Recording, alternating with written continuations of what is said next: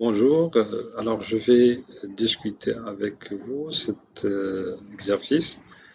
Donc, il s'agit d'un exercice qui vous demande d'exprimer l'énergie potentielle d'un système constitué de deux solides, le disque de centre d'inertie G et du point ponctuel, bien d'une masse ponctuelle placée en A. L'ensemble est susceptible de tourner autour d'un axe delta, donc il effectue un va-et-vient, donc c'est un oscillateur mécanique. Il s'agit bien d'un pendule pesant.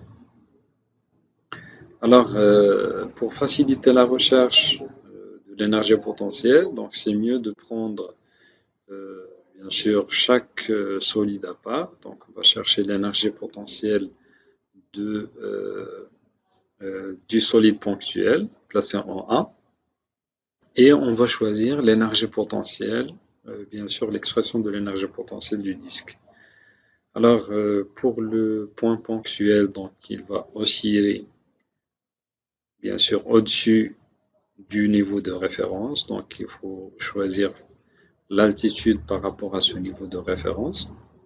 C'est l'altitude que fait le point A par rapport au niveau de référence. Ce qui fait, ce qu'on va prendre normalement, c'est 2R, c'est deux fois le rayon, c'est deux fois le rayon, facteur de 1 moins cosinus θ. Donc ça, c'est l'altitude par rapport au niveau de référence, bien sûr, pour le solide ponctuel. Alors, si je prends le disque, je prends le centre d'inertie du disque. Ok. Alors, ce centre d'inertie du disque, donc, il va osciller autour de sa position d'équilibre avec une altitude par rapport à ce point-là, qui se trouve déjà à une altitude égale au rayon du disque. Alors, de ce point vers ce point, c'est le rayon du disque, plus le rayon, bien sûr, plutôt l'altitude par rapport à ce niveau-là. Alors, l'altitude par rapport à ce niveau-là, c'est tout simplement R fois facteur de 1 moins cosinus θ.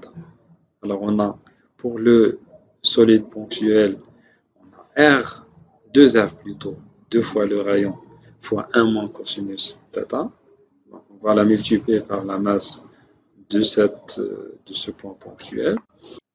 Alors pour le disque, on va prendre la masse du disque qui est grand M fois bien sûr cette altitude, c'est R facteur de 1 moins cosinus θ, l'altitude par rapport à ce niveau-là, plus l'altitude de ce niveau-là par rapport à ce niveau-là, bien sûr c'est le rayon du disque. Alors l'altitude totale, c'est le rayon du disque plus R facteur de 1 moins cosinus θ, le tout multiplié par mg avec un grand M. Alors si on fait la somme de toutes ces expressions, on retombe bien sûr sur le choix C. mg fois R facteur de 6 moins 4 cosinus θ. Alors, je vous laisse réfléchir aux autres propositions que je vais proposer bien sûr dans d'autres vidéos. Donc, il faut travailler avec une certaine autonomie. Bonne chance.